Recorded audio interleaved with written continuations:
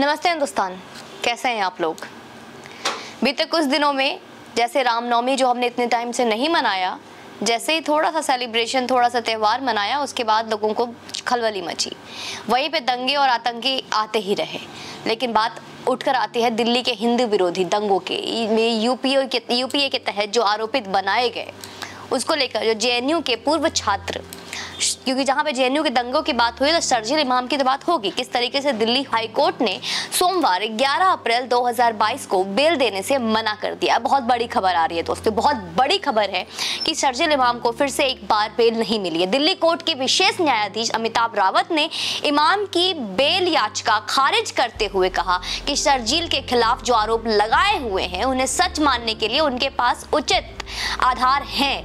वहीं इस फैसले से पहले सुनवाई के दौरान इमाम के वकील ने कहा कि उनके मुवक्किल की गिरफ्तारी दंगों से पहले हुई थी, इसलिए उनका दंगों की साजिश रचने में कोई हाथ नहीं है। मतलब वो बेगुनाह है, कहीं कोई भी आरोप नहीं होनी चाहिए, उसको बाइज्जत बरी कर देनी चाहिए। शर्जील इमाम के पक्ष और विरोध में कई दलीलें दी गई हैं और ऐसा बार बार लगातार चलता आ रहा है दोस्तों। बार एंड बेंच की रिपोर्ट के अनुसार आपको बता दूं, शर्जील इमाम के वकील तनवीर अहमद मीर ने इनाम के लिए दलील देते हुए कहा कि उस पर लगाए हुए साजिश के इल्जाम गलत है। ध्यान से सुनिएगा, ये सुनवाई हुई है जिसे दलील दिया गया है कि उन पे लगी हुई शर्जील इमाम आतंकवादी के ऊपर लगी हुई सारी गलत है, क्योंकि उसकी गिरफ्तारी हिंसा से पहले हो गई थी और हिंसा बाद में हुई है। मतलब जब हिंसा हुई तो वो जेल में था। मीर ने इन छुड़वाने के लिए हर कोशिश की। कोर्ट में कहा कि हम ऐसी व्यवस्था को बर्दाश्त नहीं कर सकते जहां साजिशें अंतहीन हो जाती है, मतलब और अनंत काल तक चलती ही रहती है। मीर ने कोर्ट में इमाम के ऊपर लगे इल्जामों पर भी सवाल उठाए और पूछा, क्या पूरे मामले में शर्जील इमाम को जिम्मेदार ठहराने के लिए कोई सबूत है जो बताता है कि दंगों के दौरान हत्या करने से साजिश रची गई है। मतलब एक तरफ जहां पे शर्जील इमाम का साफ साफ पूरी तरीके से नाम आ रहा है, वकील उसे बचाने की कोशिश कर रहे हैं। सुनवाई के वक्त इमाम की बेल याचिका को विरोध में राज्य की ओर से पेश हुए पब्लिक प्रोसिक्यूटर अमित प्रसाद ने भी अपनी बात रखी। उन्होंने कोर्ट को साफ किया कि जैसे कि साजिश की बात बार बार तनवीर दोहरा रहे हैं, हकीकत में कि इमाम की गिरफ्तारी पहले साजिश के लिए नहीं बल्कि देशद्रोह वाले भाषण के लिए हुई थी।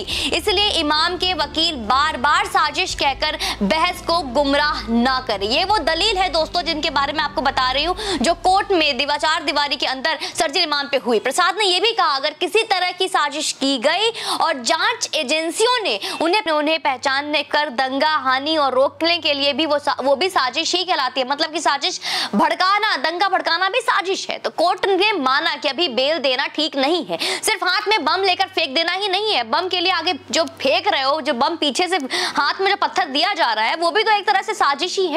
तो कोर्ट ने माना कि मामले की मौजूदा हालत इमाम को जमानत पर रिहा करने के लिए अनुकूल नहीं है। इससे पहले दिल्ली पुलिस ने भी दलील दी थी कि मामले की संवेदनशीलता को देखते हुए शर्जील इमाम को जमानत न दी जाए। अभी हमने देखा किस तरीके से जेएनयू में पहले ही हर बार कहीं ना कहीं होता था और फिर हुआ भी, क्योंकि अगर ऐसा हुआ तो आरोपित कानून की प्रक्रिया से बच सकता है और गवाहों को धमका सकता है। और शर्जील इमाम के कितने बंदे हैं, कितना ग्रुप है, कौन सा गैंग है, कौन सी पॉलिटिकल पार्टी है, सब पता है। आपको पता होगा शर्जील के खिलाफ 24 जनवरी 2022 का पूर्वी दिल्ली की अदालत ने देशद्रोह समेत आसपास के समान धाराओं का भी आरोप तय किए थे।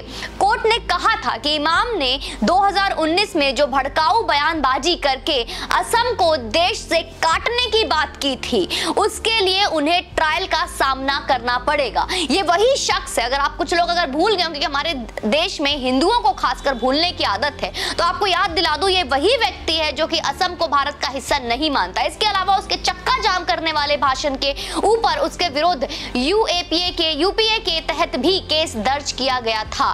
तो ये वही व्यक्ति है जहां पे एक तरफ बात होती है कि कश्मीर भारत का हिस्सा नहीं है, भारत कश्मीर का हिस्सा नहीं है, तो सिर्फ कश्मीर को ही नहीं, एक एक करके कई और राज्य को भी बार बार टारगेट किया जा रहा था। उनमें से असम भी है और शर्जिल इमाम का नाम सबसे ऊपर इसीलिए आता है, देशद्रोह का ट्रायल इसीलिए लग रहा है और इस पर बार बार दलीलें इसीलिए हो रही है क्योंकि ये वही व्यक्ति है जो बार बार भड़काऊ भाषण दे रहा था कि असम देश का, हमारे भारत का हिस्सा नहीं है और इन्हें भड़काने की कोशिश की जा रही थी।